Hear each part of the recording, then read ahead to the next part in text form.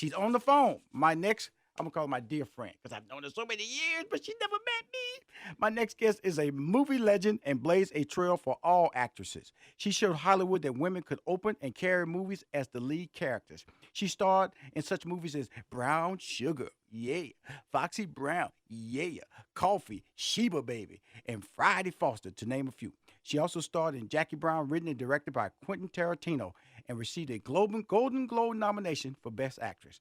I, Rushion McDonald, first met her when she was being honored in Nabob. That's when I really met her. Like I said, but still, I was just unknown Rushion McDonald. I didn't have my show now, and now we're moving big now. Stands for National Association of Black Broadcasters in Washington, D.C. Please welcome to Money Making Conversation, Pam Grier. Oh, what an introduction. Hey, extraordinary. Thank you. Thank you for having me on your show. I'm so glad you finally got it. Well, first of all, I'm happy to be, first of all, let me just talk about it. I got to get this first part of our relationship out. Okay, get it out. I've been, get it out. and on the Jamie Foxx show, a young man came into my life. I was co-executive producer of the Jamie Foxx show, and he was the executive producer of the Jamie Foxx show at the time. His name was Benny Richburg, and he changed my life as a writer, and he's always said, because Pam Grier, that's my good best friend. I go, Pam Grier, your friend Benny, because Benny's short. He's short. He ain't the sexiest looking dude in the world. I said, Benny, you know Pam Grier. Yeah, man, Pam Grier's my good friend. He always would tell me that, and then I believed him after a while. Then I'm looking at her on the Wendy Williams show.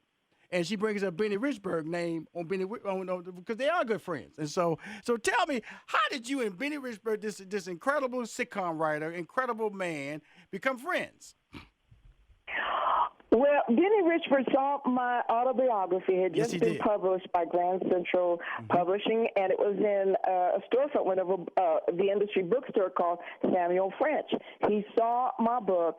It was number 20 on the New York Times bestseller list, and he lost his mind, jumped out the car, ran into the store, bought the book, read it, and optioned it that night. Mm-hmm. And I said, do you know you'll be writing like Quentin did from the female side of your brain? He said, I'm going to do it. And Benny, it took him 2 years, but he jumped in the car with his favorite dog, drove out to California in a blizzard, from California to Colorado, saw a mountain lion run across the road and said, no, she don't live out here. And he found out, yes, she do. And he, lo and behold, camped down and went through the entire history of my family, the Black West, the Underground Railroad, writing my autobiography, adapting it to a screenplay, and did the most brilliant job. Took him 2 years. Mm-hmm. Talk about a professor, a teacher. Yes.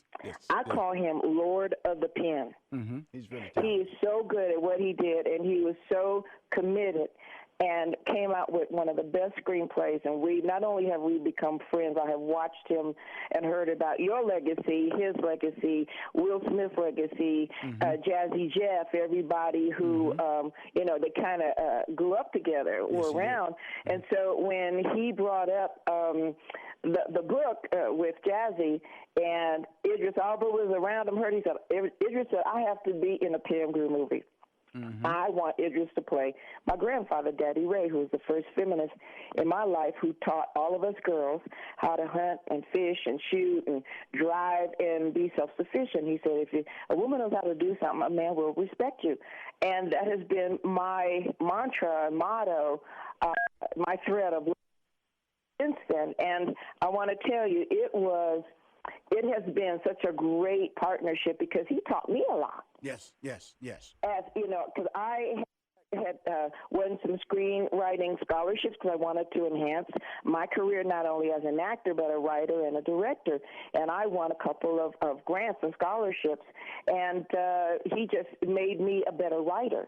And I hope you got to meet him. You got to meet him. You already know him. You got to talk to him and find out what he's been doing, because let me tell you, he is just a wealth of knowledge and will really assist people in writing not only for blogs or newspapers, magazines, screenplays, novels.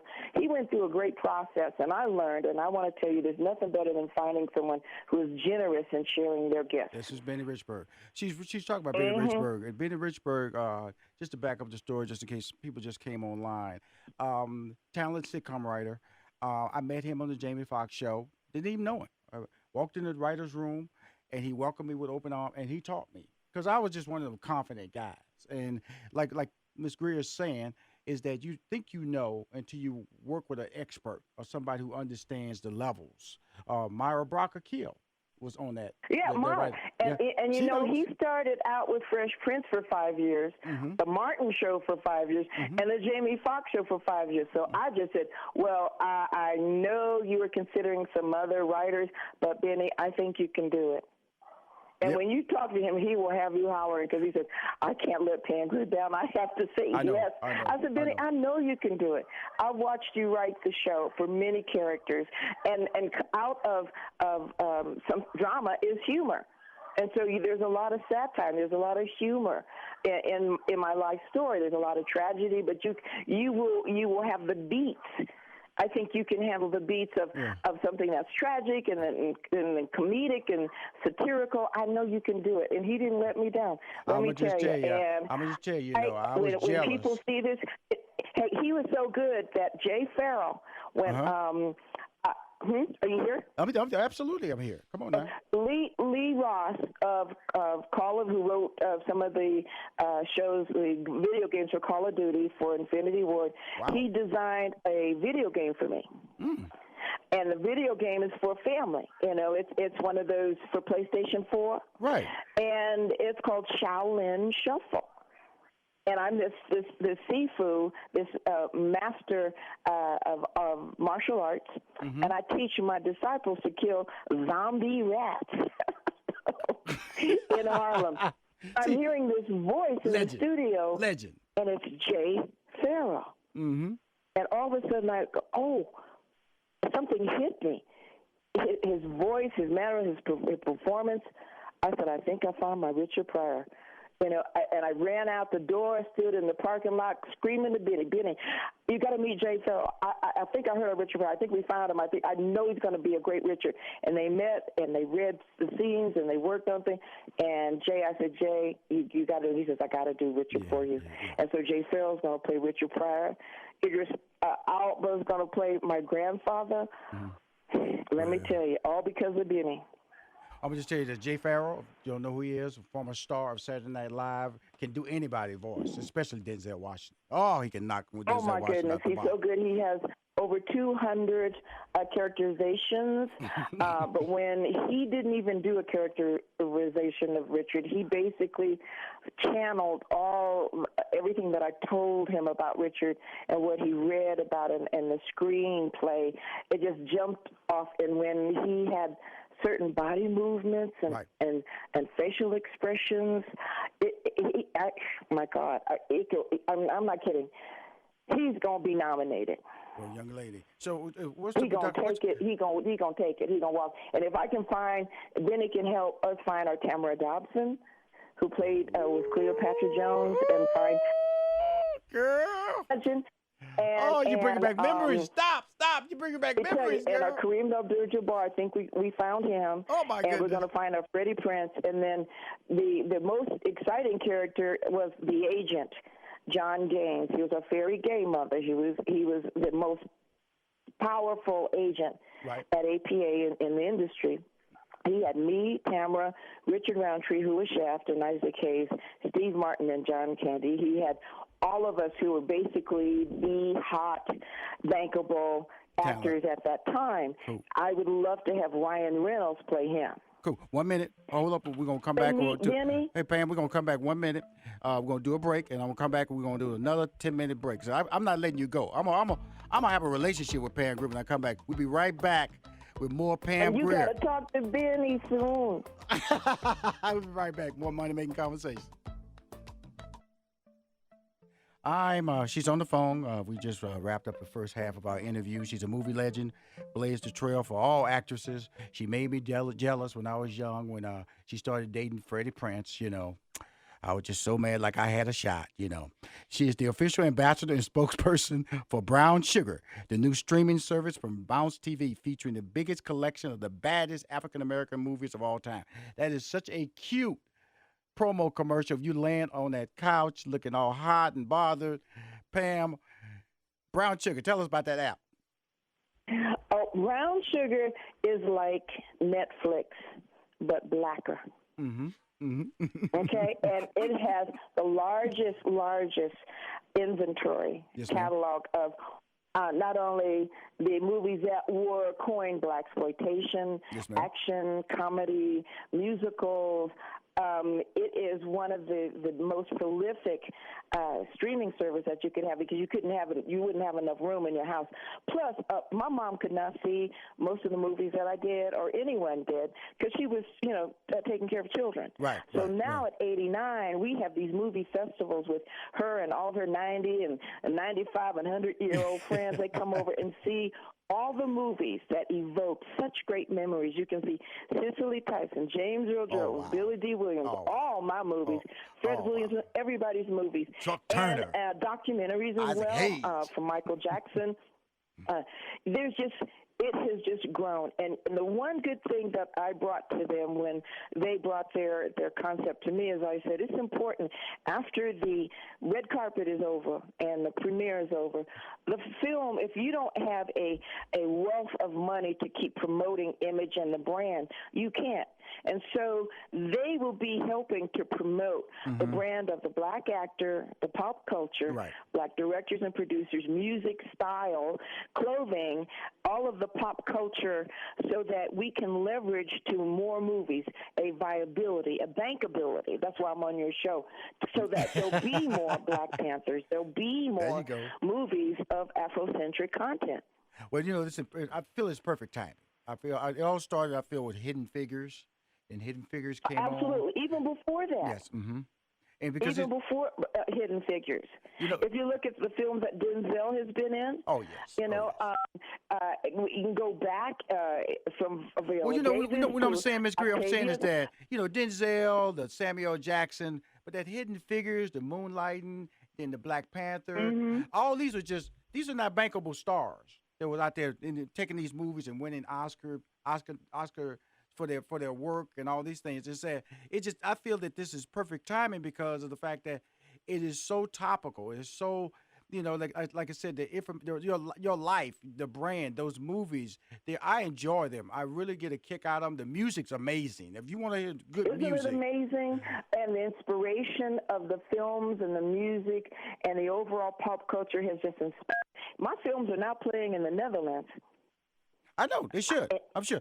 Denmark, and I just do you remember your movies? Do you remember that scene in Coffee? I believe it was Coffee because I saw it the other day. Well, when he's trying to convince you to put down that gun, and you about to lower that gun, and then you realize he's cheating on you because that woman come out of the bedroom upstairs, and you go. I said, don't lower the gun. Even though I've seen that movie so many times, I said, don't lower the gun. Don't lower the gun. Because he was a good slick talker. He was a good talker. Oh, are you kidding me? And she shot him. She shot him. I love your career. I love you. I have been, let me tell you, I've been blessed and the journey's been fantastic. But what I also want to bring up because of a money-making entity that our films have provided is our movies would stay in the theaters for so long. Usually they expect it. Right. Our movies would be in the theater 1 week. However, our movies, mine, Jim's, Fred's, even Tamara's, we'd be in the movies for at least 8 weeks. Yes. Keeping out the other mainstream movies. And so when Jack Silverman of the Silverman movie theater distribution, they had theaters all around the country, he would say, Pam, your movies just stay in longer and people are going to get mad at you because we're not letting in other movies because you'll stay long and make us money. Absolutely. And so out of necessity comes genius, so they started developing the multiplex theater. There you go. There you go. So you can see a black film, an Asian film, a martial arts film, a Disney film, a child's film, a date movie. You can see different types of movies. And back then, they started to make like maybe 5 or 6 in the city and then the suburbs. And then they realized it was such a money-making venture.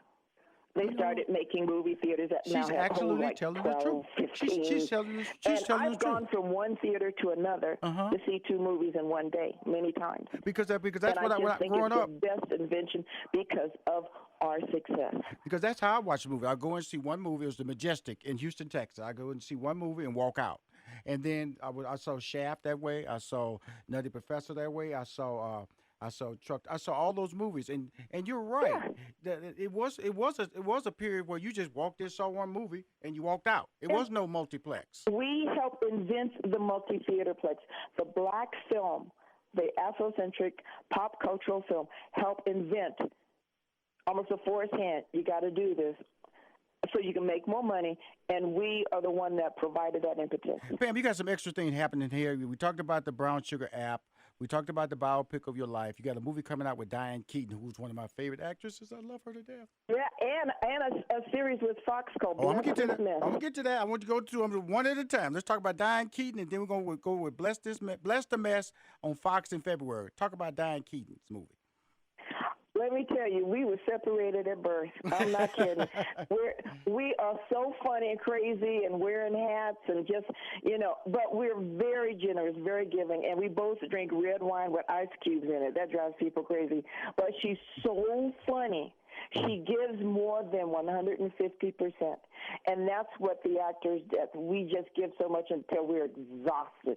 And it was such a great, she's always on my bucket list to work with, she and Meryl Streep. And I want to direct Viola Davis. I mean, I've got a list. But let me tell you, working with her, sometimes you just laugh so hard, hey, I'm going to lose a kidney on this one. She done made me laugh all damn day. But she's so funny and so generous. It was great to work with her and Jackie Weaver and Real Perlman as well. Cool. Now, Bless the Mess on Fox in February. Bless this mess. It takes place. It's me and Lake Bell and Dax Shepard and Ed Begley Jr. And Lake and Dax leave New York broke, bent, disillusioned, driving back to his aunt's farm in Nebraska, and they got to come and deal with me. And they think they're going to bring some slick city mess. Come on now. I bring my country behind to this character, which a lot of people haven't seen, unless they've come here. Benny's seen it. Right. Benny has seen deer fighting on the property, mountain lions, horses show up, there's buffalo, turkey, there's all kinds of stuff. He says, yeah, she really live out here, because it keeps my instincts sharp to live in a place that can be so dangerous. It scares some of my friends who are Denver Broncos. I have to walk them out to their car. But anyway, and I tell people I digress. when they try to hit me, I digress. I got a single uncle. I've got my father wants to.